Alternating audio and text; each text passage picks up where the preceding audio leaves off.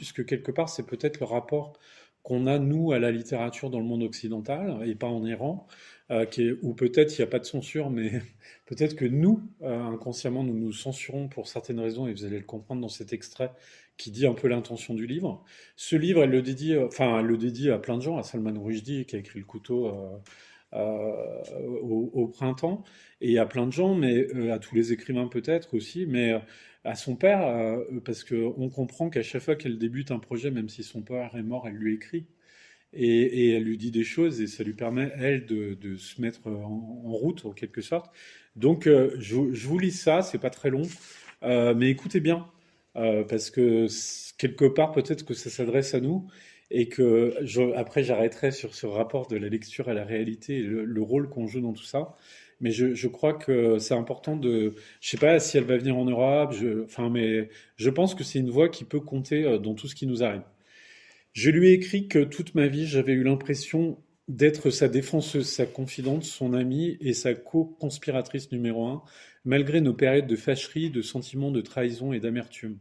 Je lui disais, j'ai parfois été dur avec toi, aussi dur que je t'aimais, mais à présent, la mort et la distance ont fait ressortir les autres sentiments, ceux qui me reviennent quand je repense aux moments les plus heureux de mon enfance, ces histoires que tu me racontais. Et je finirai ce matin par un livre où aussi il est question des histoires d'enfance dans un autre livre. Comme toutes les relations intimes et pleines d'amour, la nôtre a connu ses hauts et ses bas, mais un aspect du lien qui nous unit a toujours resté intact, les histoires que mon père me ferait chaque soir quand j'étais petite.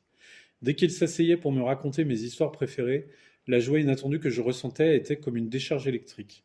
J'ai compris d'instinct dès mon plus jeune âge que ce moment était sacré, qu'on m'offrait là quelque chose de précieux et de rare, la clé d'un monde secret. Mon père se montrait démocratique dans le choix des histoires. Un soir, il l'épuisait dans le livre de notre grand poète épique Ferdowsi, Shahnameh, le livre des rois.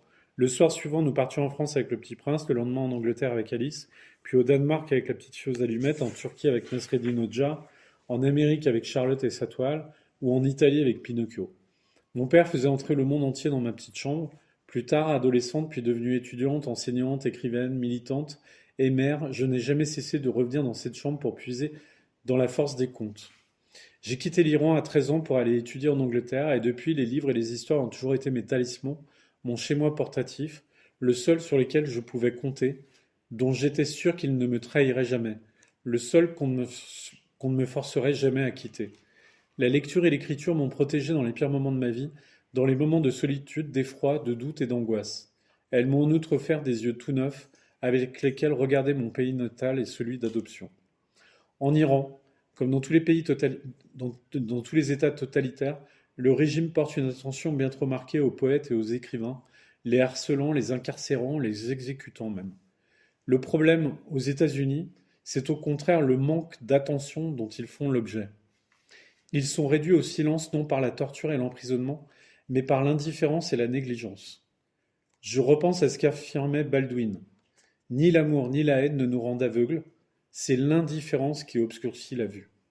Le problème aux États-Unis, c'est avant tout nous, le peuple, nous qui n'apprécions pas la littérature exigeante à sa juste valeur, ou qui considérons la lecture comme une source de réconfort et recherchons des textes conformes à nos présuppositions et à nos préjugés. Peut-être, j'aime bien parce que depuis que je lis ce texte, j'ai plein d'assentiments, je suis très content. Je me dis qu'il y a plein de gens super dans le monde. Peut-être que pour nous, l'idée même de changement est dangereuse. Et ce que nous voulons éviter, c'est lire dangereusement.